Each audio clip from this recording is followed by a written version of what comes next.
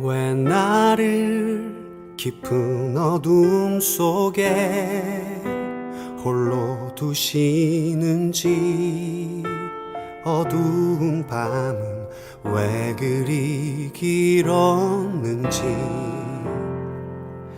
나를 고독하게, 나를 낮아지게, 세상 어디도 기댈 곳이 없게 하셨네.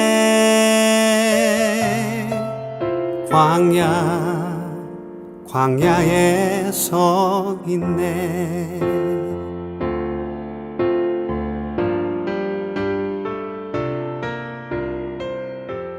주님만 내 도움. 우리 마음을 모아서 하나님께 예배하며 나아가겠습니다. 다 같이 사도신경을 고백하심으로 우리의 신앙을 주 앞에 고백합니다. 나는 전능하신 아버지 하나님, 천지의 창조주를 믿습니다. 나는 그의 유일하신 아들, 우리 주 예수 그리스도를 믿습니다. 그는 성령으로 잉태되어 동정녀 마리아에게서 나시고 본디오 빌라도에게 고난을 받아 십자가에 못 박혀 죽으시고 장사된 지 사흘 만에 죽은 자 가운데서 다시 살아나셨으며 하늘에 오르시어 전능하신 아버지 하나님 우편에 앉아 계시다가 거기로부터 살아있는 자와 죽은 자를 심판하러 오십니다. 나는 성령을 믿으며 거룩한 공교회와 성도의 교제와 죄를 용서받는 것과 몸의 부활과 영생을 믿습니다. 아멘.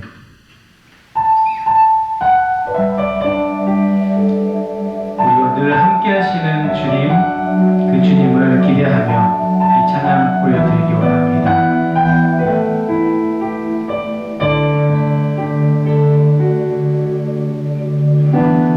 나의 소망 되신 주를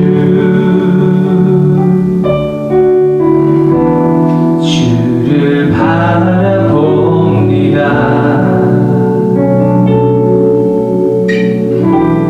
다시 오실 나의 왕 예수, 주를 기다립니다. 다시 한번 나의 소망 되신 주, 나의 소망 되신 주, 주를 바라봅니다.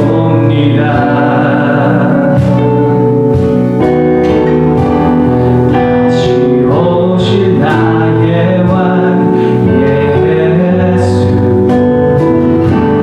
주를 기다립니다. 밤이 낮아지나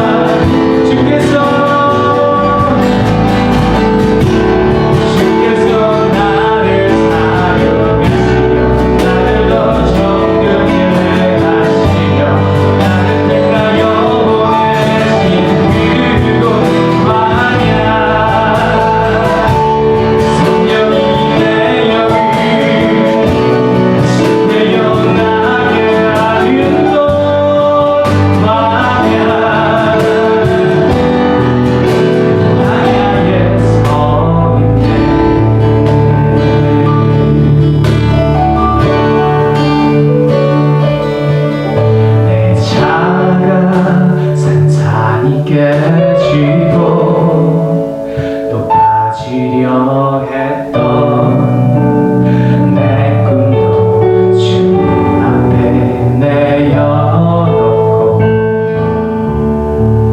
오직 주님 뜻만 이루어지기를 나를 통해 주만 드러나시기를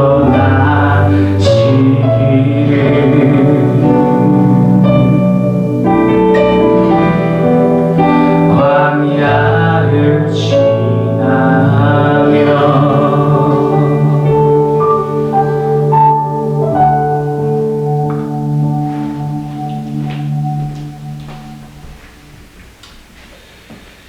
사랑과 은혜가 많으신 아버지 하나님 감사함을 드립니다. 이 거룩한 주일 저희들에게 건강을 주시고 또 하나님을 예배할 마음을 허락하셔서 오늘 이 자리에 모여 저희들을 예배하게 하시니 감사함을 드립니다. 하나님, 우리가 이 시간에 주님 앞에 나아갈 때에 하나님 전심으로 주님을 높여드리고 주님 앞에 나아가는 복된 예배가 될 수 있도록 주님 인도하여 주옵소서. 한 주간 동안 저희들이 삶 가운데 수많은 죄악과 연약함이 있었음을 고백합니다. 하나님, 이 시간에 주님 앞에 나아갈 때에 하나님 이 모든 것들을 주님 앞에 자복하고 회개하오니 하나님 우리를 용서하여 주시고 우리를 정결케 하여 주시고 하나님 앞에 나아가 예배하기에 조금도 부족함이 없는 한 사람 한 사람으로 세워 주옵소서.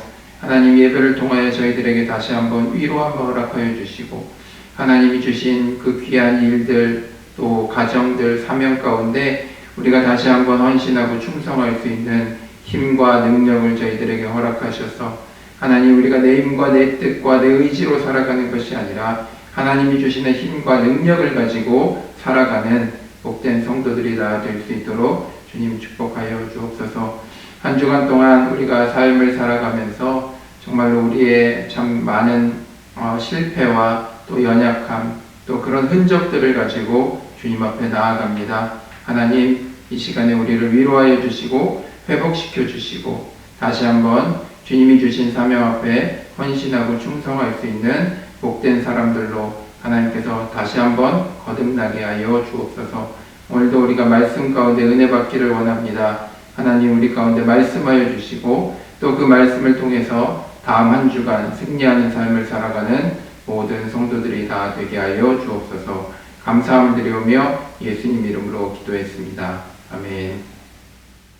네, 반갑습니다. 우리 하나님 말씀 함께 보도록 하겠습니다. 출애굽기 2장 16절에서 25절까지 말씀입니다.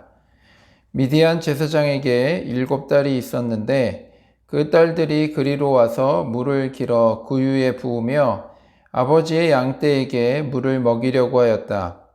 그런데 목자들이 나타나서 그들을 쫓아버렸다.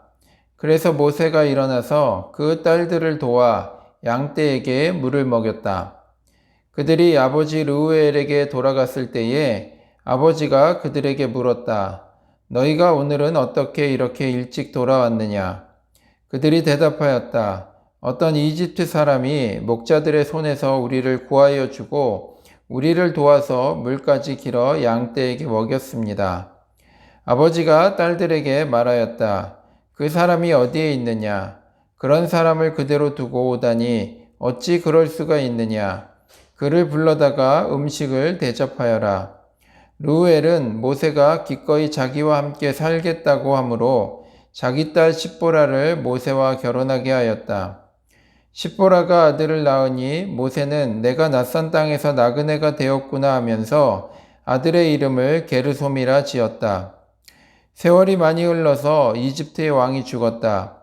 이스라엘 자손이 고된 일 때문에 탄식하며 부르짖으니 고된 일 때문에 부르짖는 소리가 하나님께 이르렀다. 하나님이 그들의 탄식하는 소리를 들으시고 아브라함과 이삭과 야곱에게 세우신 언약을 기억하시고 이스라엘 자손을 종살이를 보시고 그들의 처지를 생각하셨다. 아멘.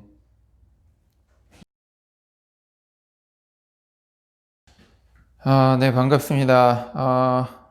계속해서 우리 모세의 이야기를 하고 있는데요. 오늘은 광야에 서서라는 제목의 말씀을 가지고 우리가 함께 은혜를 좀 나누려고 합니다.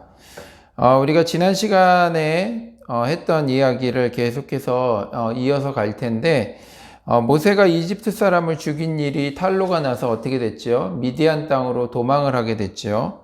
그 땅에서 어느 우물가에서 쉬고 있을 때 일어난 일이 오늘 우리가 읽은 본문의 말씀입니다. 제사장, 그 미디안 땅에 미디안 제사장이 있었는데, 그 미디안 제사장의 7딸들이 있었어요. 근데 그 7명의 딸들이 양을 데리고 와서 우물에서 물을 먹이려고 그렇게 준비하고 있었는데, 갑자기 다른 목자들이 양떼를 데리고 와서는 그들을 막 쫓아버리는 거예요. 이번에도 마찬가지로 모세가 의로운 분노가 올라왔죠. 그래서 그 못된 짓을 하는 목자들을 쫓아버리고 원래 먼저 왔던 그 미디안 제사장의 그 7명의 딸들이 양떼에게 물을 잘 먹일 수 있도록 그렇게 도와줬어요. 그리고 나서 7명의 딸들이 집으로 돌아갔죠. 그랬더니 아버지 르우엘이 그러는 거예요. 너네들이 웬일로 이렇게 빨리 왔니? 라고 물어보는 거예요. 이 말을 딱 들으니까 대충 지금까지의 어떤 상황들이 머릿속에 딱 그려지는 것 같아요. 보통은 양을 치는 목자들은 대부분 남자들인데, 아마 이 여자들 7명이 양을 치기 위해서 우물가에 먼저 도착을 해도 순서대로 먹일 수 있는 것이 아니라 힘센 그 남자 목자들이 그 순서를 가로채서 먼저 그들이 양떼에게 물을 먹였던 것 같아요. 그래서 그들이 다 물을 먹일 때까지 기다리고는 그 다음에 자신들의 차례가 돌아오기 때문에 늘 물을 먹이러 가면 굉장히 시간이 오래 걸렸던 것이죠. 그래서 그 7명의 딸들이 그 남자들과 싸울 수도 없고 늘 이런 어떤 불평등한, 이런 어떤 손해보는 그런 일들이 늘 그들의 삶 가운데 있었다라는 것이죠. 그래서 모세가 특별히 이날은 도와줘서 빨리 먹이고 집으로 돌아갈 수 있게 된 거예요.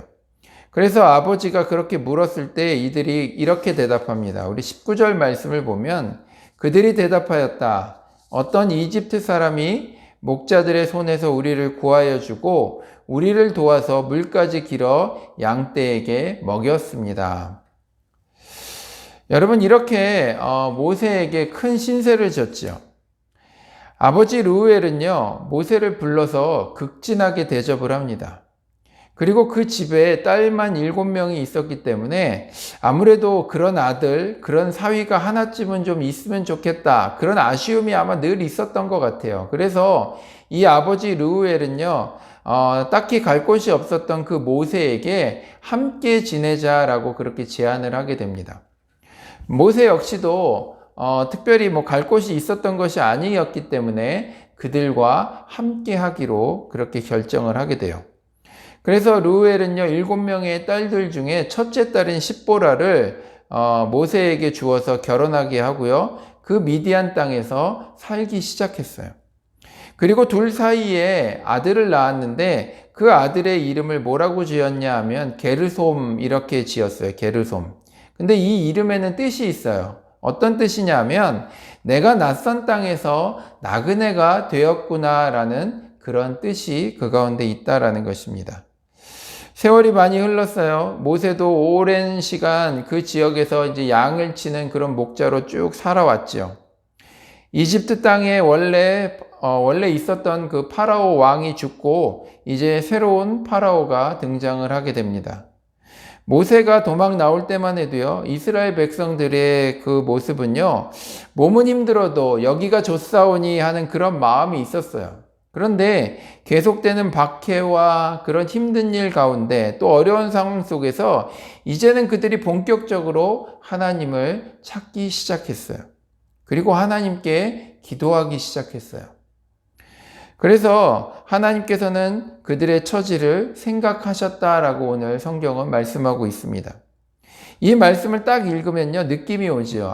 이제 드디어 때가 되었구나. 이제 하나님이 뭔가 하시겠구나라는 그런 느낌이 딱 오는 것 같아요. 지난 시간에 우리가 모세를 성숙시키기 위해서 하나님께서 이곳으로 모세를 보냈다라고 그렇게 말씀드렸죠. 구체적으로 하나님께서 어떻게 우리가 모세를 성숙시키는지를 우리가 좀 말씀을 통해서 살펴보려고 합니다. 하나님께서는요, 모세뿐만 아니라 우리도 마찬가지로 성숙시키기를 원하시죠. 성숙이라는 게 뭐예요? 성숙. 우리 간단하게 우리 지난 시간에 했던 이야기를 좀 생각해 보면서 이야기한다면, 간단히는 진짜 어른이 되는 거, 그게 성숙이라고 할 수 있겠죠. 그렇죠? 여러분, 우리 부모님들도 마찬가지예요. 우리 부모님들도 우리 자녀들이 성숙되기를 바래요. 그래서 때로는 혼도 내고, 때로는 공부하라고 이야기하기도 하고, 때로는 잔소리를 하기도 합니다. 근데 자녀들 입장에서 이런 부모님들의 그런 모습들, 그런 이야기를 들으면 어떨 때는 부모님이 나를 미워하나? 나를 어디 다리 밑에서 주워왔나? 내가 주워온 자식인가? 여러분, 이런 오해나 착각을 하게 되는 경우도 있어요. 그런데 사실은 어때요? 그 반대죠. 부모님이 자식을 너무나도 사랑하시기 때문에 그렇게 하시는 거예요. 사랑하지 않는다라고 하면 자식에게 그렇게 할 필요가 없겠죠. 부모님은 공부 안 한다는 그 자식을 어떻게 합니까? 억지로, 때로는 달래기도 하고, 때로는 혼내기도 하면서 그 공부를 하게 만들어요. 또, 우리 친구들 중에 안 씻겠다는 친구들이 있으면 어떻게 해요? 그 아이를 설득하기도 하고, 또 꼬시기도 해서 억지로라도 씻기는 모습을 보게 되죠. 또, 끊임없이 우리에게 잔소리를 합니다. 근데 이 모든 것이 다 누구 좋으라고 하는 거예요? 우리 자녀들 좋으라고 부모님들이 그렇게 한다라는 거예요. 부모가 아니라면, 내가 사랑하는 자녀가 아니라면 사실 그렇게 할 필요가 없죠. 너 이거 안 하면 나중에 이렇게 고생하게 돼. 너 그래도 안 할래? 만약에 그래서 안 한다고 하면 그래, 이건 네 인생이니까 네가 알아서 해 라고 하면서 그냥 아마 내비둘 거예요. 그냥 두면 그만이에요.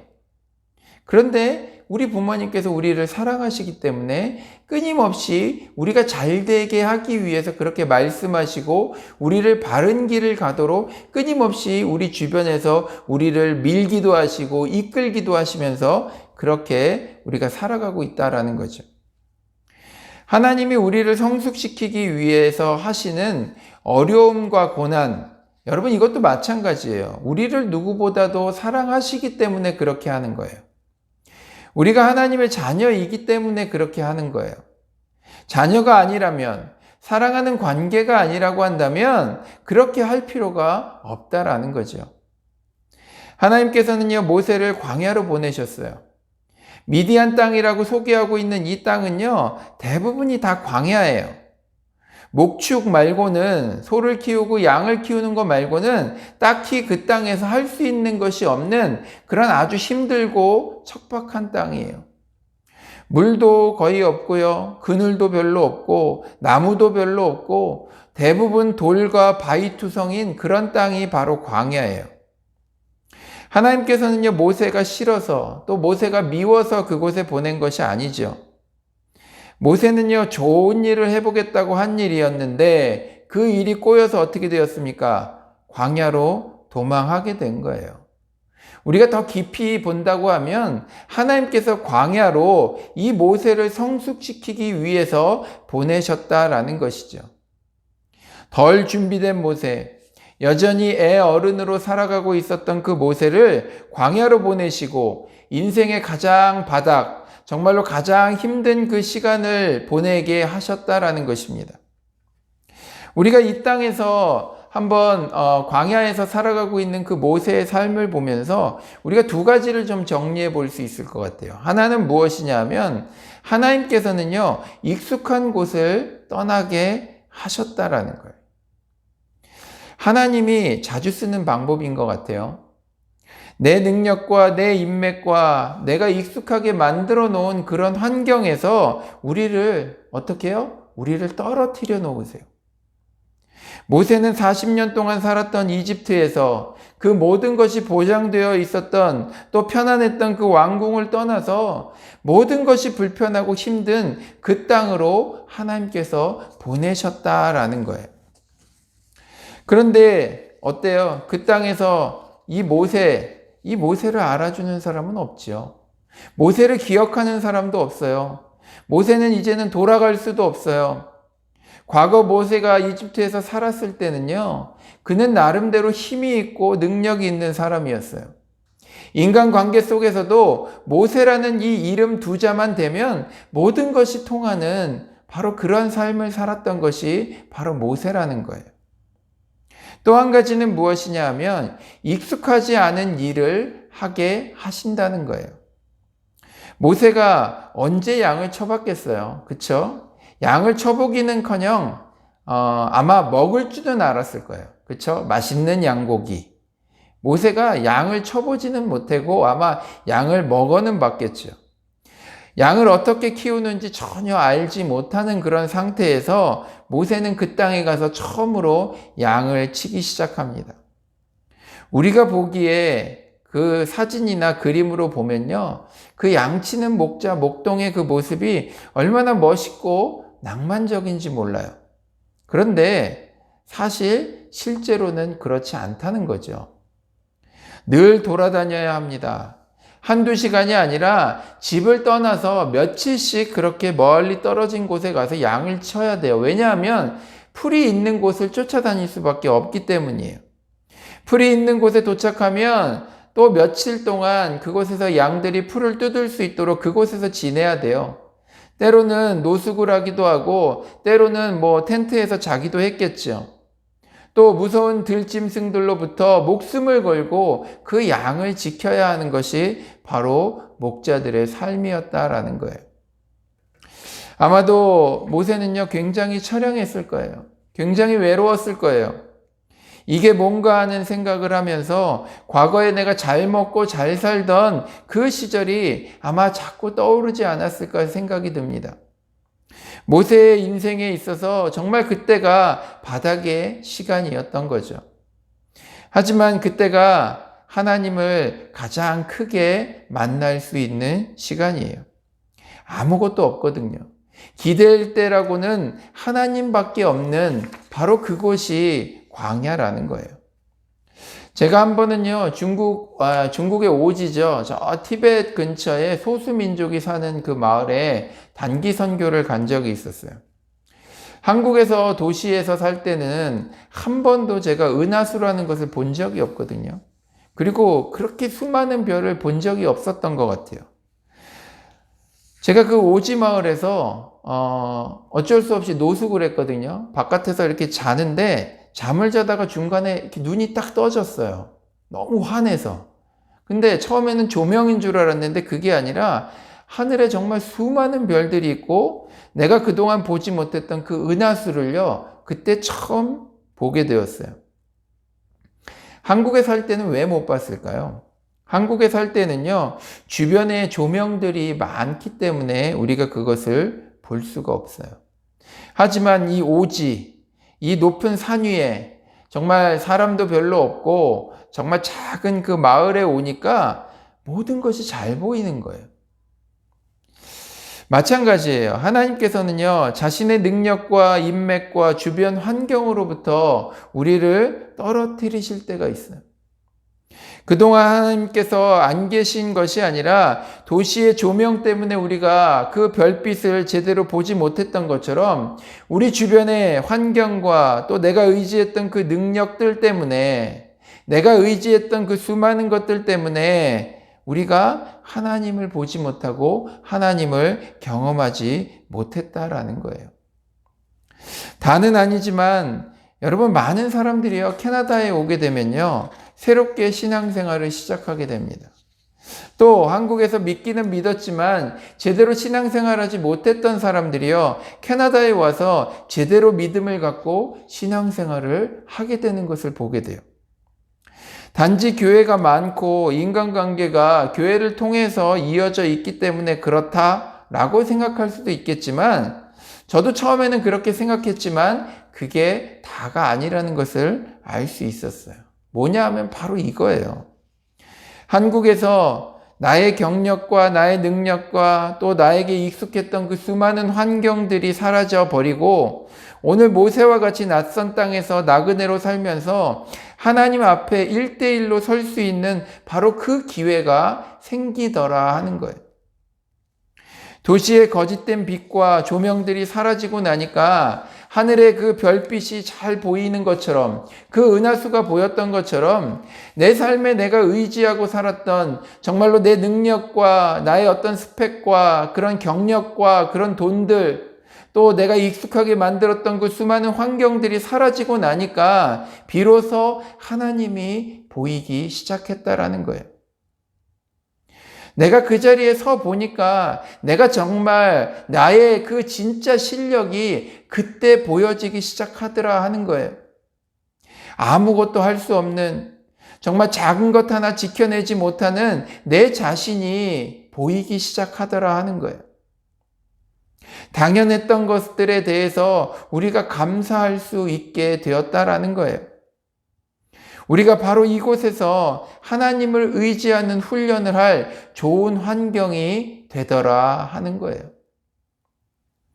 여러분, 우리가 이렇게 잘 훈련이 되면 우리에게 어떠한 유익이 있을까요? 이제는 우리가 많은 것을 가지고 과거와 같이 바쁘고 분주한 삶을 살아도요, 그 가운데 하나님과 1대1로 서는 방법을 배우게 된다라는 거예요. 하나님이 우리를 성숙시키기 위해서 평생 우리를 이런 환경에서 살게 하시는 것은 아니지요. 성숙이 되었다는 것은 결국 우리가 어떤 환경에서도 이제는 하나님을 인식하고 그분 앞에 1대1로 설 수 있는 그런 훈련이 되었다라는 것을 의미한다는 거예요. 여러분, 제가 월요일 저녁마다 이렇게 보는 프로가 있어요. 뭐냐 하면 개는 훌륭하다라는 그 프로를 제가 봅니다. 거기에 보면 우리 개통령이라고 불리는 그 강형욱 훈련사가 나오지요. 거기에 출연하는 강아지들을 보면요, 정말 참 크고 작은 그런 문제들을 다 가지고 있어요. 대부분 보면 주변의 조그마한 어떤 상황과 어떤 그런 환경의 변화에도 굉장히 과민하게 반응하고요. 갑자기 돌변해서 주변 사람들을 물고 때로는 주인도 물기도 해요. 그런 문제아 강아지들이 출연을 하죠. 그런데 주인과의 관계를 그곳에서 잘 훈련시키고 나면은 어떻게 되는지 아세요? 강아지가 더 이상 그 주변 환경에 영향을 받지 않고요. 어떠한 상황 속에서도 그 주인과 1대1의 그 관계를 계속해서 유지하게 되더라고요. 그러니까 전에는 목줄을 하고 산책을 나가도요, 그 강아지가 여기저기 뛰어다니면서 짖고 물려고 해가지고 나갈 수가 없었는데, 그 주인과의 관계가 잘 훈련이 되고 그 1대1의 관계가 잘 훈련이 되니까 이제 어떻게 해요? 나가서 산책하는 동안 주변에 어떤 환경이 바뀌고 변화가 있어도요, 거기에 반응하지 않고 오직 그 주인을 바라보고 주인과의 관계 속에서 편안하게 산책하는 모습을 보게 되었어요. 이제는요, 산책을 나가도요, 더 이상 사고 치지 않고 주인에게만 집중하는 그런 강아지의 모습을 저는 볼 수 있었어요. 그렇게 했더니 어떻게 돼요? 강아지도 편안해지고요, 주인도 편안해지더라고요. 여러분, 제가 개를 예를 들어서 조금 그렇기는 한데, 여러분, 우리도요, 하나님과 관계를 제대로 만들어가는 것이 필요해요. 우리의 삶 속에서 내가 수많은 것들이 있죠. 우리 주변의 수많은 환경들, 내가 익숙했던 것들, 내가 의지했던 그 수많은 것들이 있지만 그 가운데서 우리가 늘 하나님과 1대1의 자리에 설 수 있다라는 거, 그것이 참으로 중요하다는 거예요. 우리의 시선을 뺏는 수많은 것들 가운데서 우리가 하나님 앞에서 하나님과 대면한다는 것은 참으로 중요하다라는 거예요. 우리도 우리 삶 속에 끊임없이 우리를 흔들어 놓는 그런 환경들이 존재해요. 때로는 직장에서, 때로는 가정에서, 때로는 경제적인 문제로, 때로는 관계의 문제로, 때로는 이곳에서 살아가면서 어떤 비자의 문제로, 언어의 문제로, 문화의 문제로 참 우리를 힘들게 하는 일들이 참 많이 있죠. 또 반대로 다른 한편에서는 우리가 하나님보다 더 의지하는 것들이 세상에 얼마나 많이 있는지 몰라요. 기도보다, 말씀보다, 하나님의 뜻보다 우리의 행동이 더 먼저 움직여져요. 내가 먼저 막 뭔가를 찾아보지요. 또 내가 찾아보는 그 어떤 것들, 또 그것이 말해주는 그 결과에 우리가 때로는 울기도 하고 때로는 웃기도 하는 우리의 삶의 모습을 본다는 거예요. 그런데 우리가 잘 훈련되어지고 우리가 성숙되어지면 우리가 어떤 환경에서도 우리는 하나님께 집중할 수 있게 된다는 거예요. 그리고 어떤 순간에도 안정감을 느끼게 된다는 거죠. 이것이 바로 세상이 줄 수 없는 그런 평안을 얘기하는 거예요. 세상이 우리에게 보여주는 결과가 아니라 하나님께서 이 상황 속에서 무엇을 말씀하시는지에 집중하게 되면서 그런 상황 속에서도 흔들리지 않는 편안함, 정말로 요동치지 않는 그런 안정감을 우리가 느끼게 된다라는 거예요. 여러분, 이것이 바로 신앙인의 성숙함이라는 것이죠. 우리가 성숙함을 위해서 또 성숙함을 유지하기 위해서 우리는 일부러 광야와 같은 그러한 시간을 만들어야 한다는 거예요. 우리를 일부러 어려운 상황 속으로 막 내몰라는 것이 아니라 우리가 광야와 같이 분주한 그 삶을 떠나서 잠시라도 하나님과 대면하는 시간, 절대적으로 하나님을 붙잡는 그런 시간들을 우리가 만들어야 한다라는 거예요. 우리가 가만히 있는다고 해서 만들어지는 것이 아니죠. 우리가 하루의 시간을 구별해서 그래서 기도하고 말씀을 봐야 한다는 이유가 바로 거기에 있는 거예요. 그만큼 우리가 집중해서 하나님의 뜻을 묻고 들으려고 애쓰는 그런 시간들이 우리 삶 가운데 꼭 필요하다라는 것을 오늘 우리에게 말씀하고 있는 것입니다. 누군가에게 광야는요, 정말 죽음의 땅이에요. 누군가에게 광야는요, 정말로 고통의 땅이지만 우리 성도들에게 광야는요, 은혜의 땅이고 하나님을 경험하는 축복의 땅이 된다라는 것입니다. 그리고 예수 그리스도를 믿는 성도들에게는 그 광야가 또 새로운 시작을 하는 바로 그러한 계기, 그러한 땅이 된다라는 것이죠.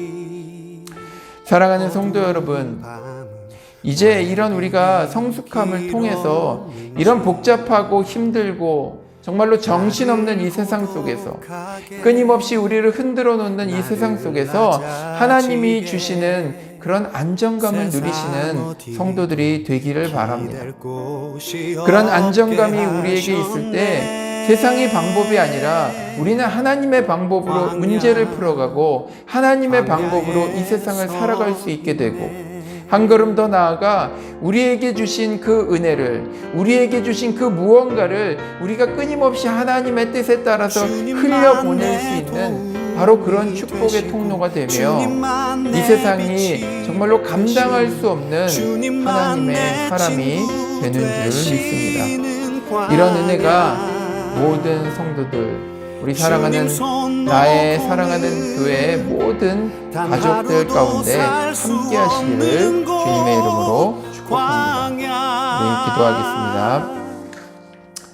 기도하겠습니다. 하나님 감사합니다.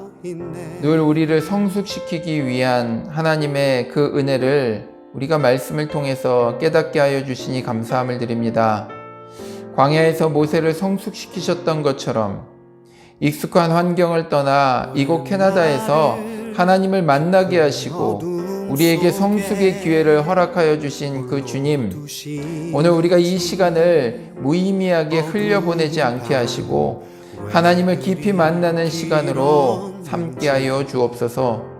누군가에게는 광야가 괴로운 땅이고 아픈 기억이지만 하나님의 성도들에게는 은혜의 땅이요 하나님을 경험하는 땅인 줄 믿사오니 이곳에서 우리의 신앙이 더욱더 성숙할 수 있도록 주님 붙들어 주시고 하나님을 만나고 경험하는 훈련을 통해 흔들리지 않는 믿음을 주시고 이 세상이 줄 수 없는 그런 평화와 평안을 맛보는 귀한 성도들이 다 되게 하여 주옵소서.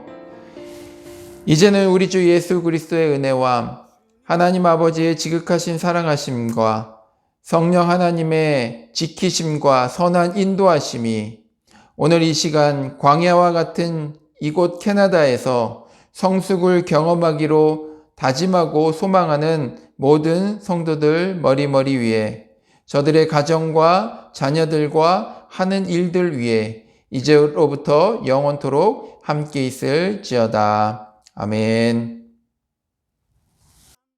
도움이 되시고 주님만 내 빛이 되시는 주님만 내 친구 되시는 광야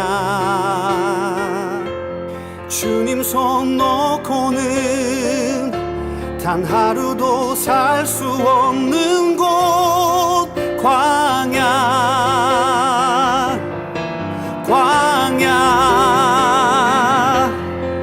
주께서 나를 사용하시려 나를 더 정결케 하시려 나를 택하여 보내신 그곳 광야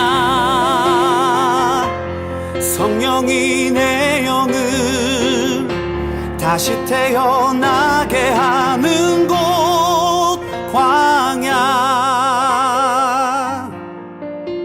광야에 서 있네.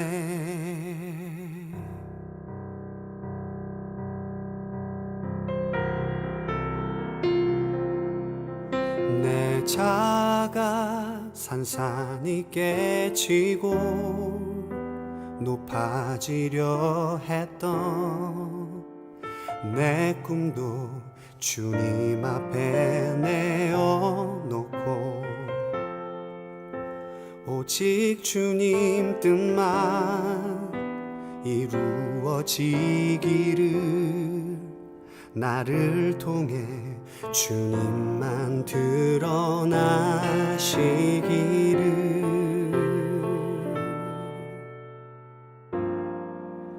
광야를 지나며